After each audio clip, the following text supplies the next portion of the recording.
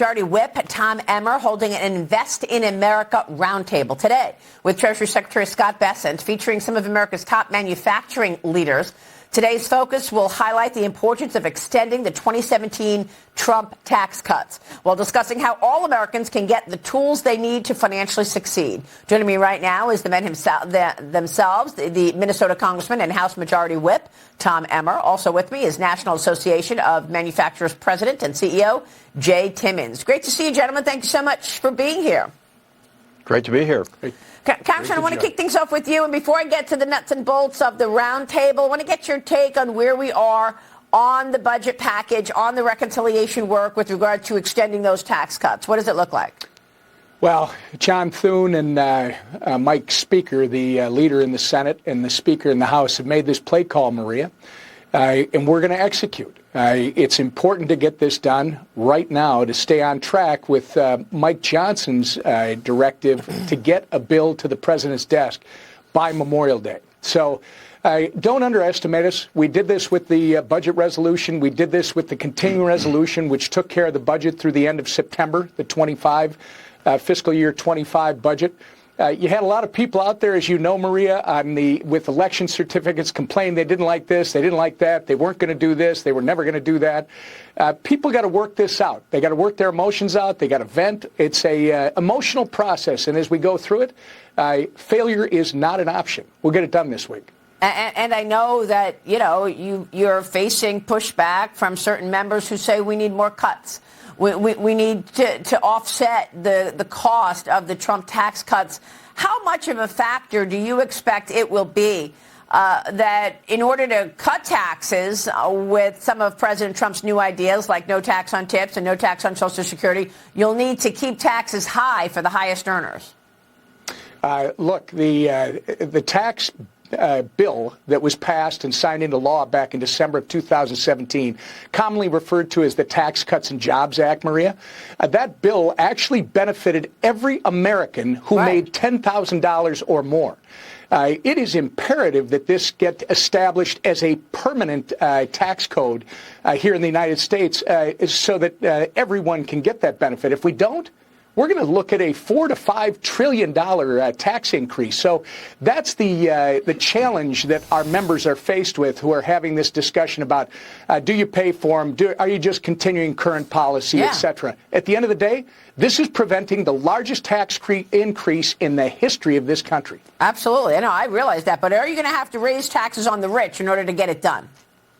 Look, this whole idea that the rich are not paying, the rich are paying.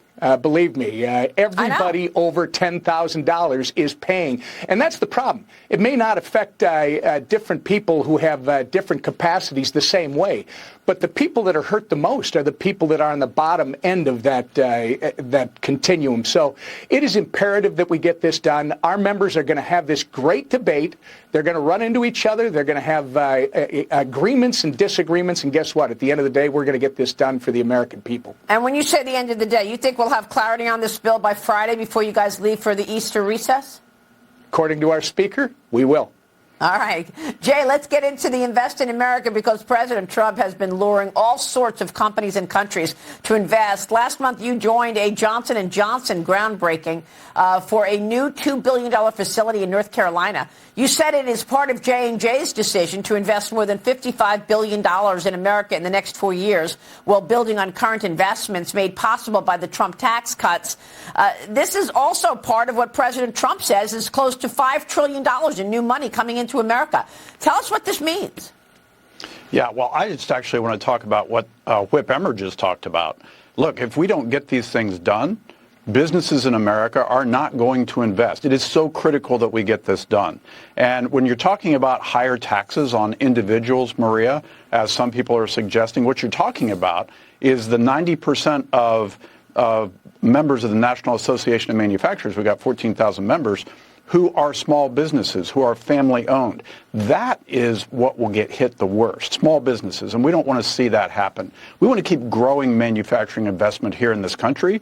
We want to keep providing jobs, and if we don't get the tax package across, we're talking about 6 million jobs lost in the economy, Yeah. And you're talking about a huge hit on manufacturing investment. Yeah, just to be clear, no one is questioning whether or not you all want to get the tax cuts passed. I get that. What I asked specifically is, are you going to keep taxes high on the highest earners in order to pay for the lowest earners' tax cuts? Well, I think you've got a whole balanced package there that the whip has talked about.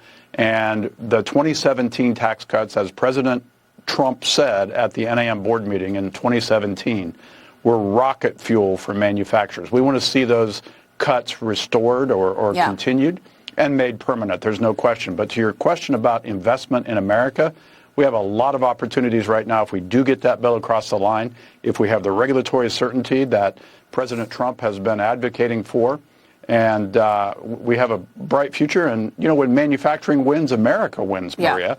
And that's what we're looking forward to. Congressman, President Trump is urging the House to pass the Senate's budget, and he says the plan, quote, has my complete and total endorsement and support. All of the elements we need to secure the border, enact historic spending cuts, and make tax cuts permanent are strongly covered and represented in that bill, said the president, that there's no better time to get this deal done now. But House Freedom Caucus Chairman Andy Harris is saying, hold on a minute, he wants Speaker Johnson to keep working on the House's version, warning that it would vote against the Senate's bill over the spending cuts, Congressman. So are you still facing pushback from your members that they don't want to sign on to this bill unless you've got the kind of tax cuts that you've spoken about in the House, $1.5 trillion?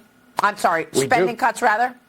We do. Savings and spending cuts. Because remember, when you start cutting out illegals from the system, when you start cutting out waste, fraud, and abuse, those are billions and billions of dollars. So it's savings and cuts. Look, our members are going to have this debate. I don't have a problem with it. I respect them all. They can have their agreements and disagreements. But at the end of the day, Maria, this is the Senate's amended version. It doesn't change anything that the House passed. The House instructions are still the House instructions. And I would argue that a vote for this is the same vote all of our members already took when they passed our budget resolution. The Senate has just given themselves more flexibility. And what our members are going to need to understand, and I'm sure President Trump will emphasize this to them if they need the emphasis, is this is the key to unlock the door to where the real work starts. We need to pass this so that our committees can start to actually draft the portions of the bill. Then you can have debates on the minutia, the granular stuff that's going to be in the bill. But right now, this is just another step in keeping the process moving, and we've got to get it done. Congressman, how much are these tariffs about national security? I mean, I keep making the point that bringing manufacturing to the United States and firing up all of these supply chains is not just an economic issue. But, you know, you think back in World War II when, you know, companies like Mercedes and all these other German automakers were building cars. And then when World War II started, they pivoted to make weapons. I mean, how much of this is ensuring that America has the wherewithal to have manufacturing in America because of national security issues? We can't depend on China for prescription drugs. Well, I love the World War II example, Maria, because you're right on. I don't think this generation understands what happened in the greatest generation. Once we were drawn into World War II, within 90 days, our auto manufacturers were actually building tanks that worked. This is what Donald Trump has been talking about for 30 years, and this is what he campaigned on. It's about making America great again, and not just about making sure that everybody has the great standard of living that we are accustomed to. More importantly, that our children can have that and more. It's about making sure that you protect our borders, you protect our interests, you protect the homeland, and that's exactly what Donald Trump's doing. But keep in mind, this is a multi-pronged strategy, and tariffs are one thing, but it's the continuing the tax policy that's been in place for the last 7 years is probably the most important part of the equation.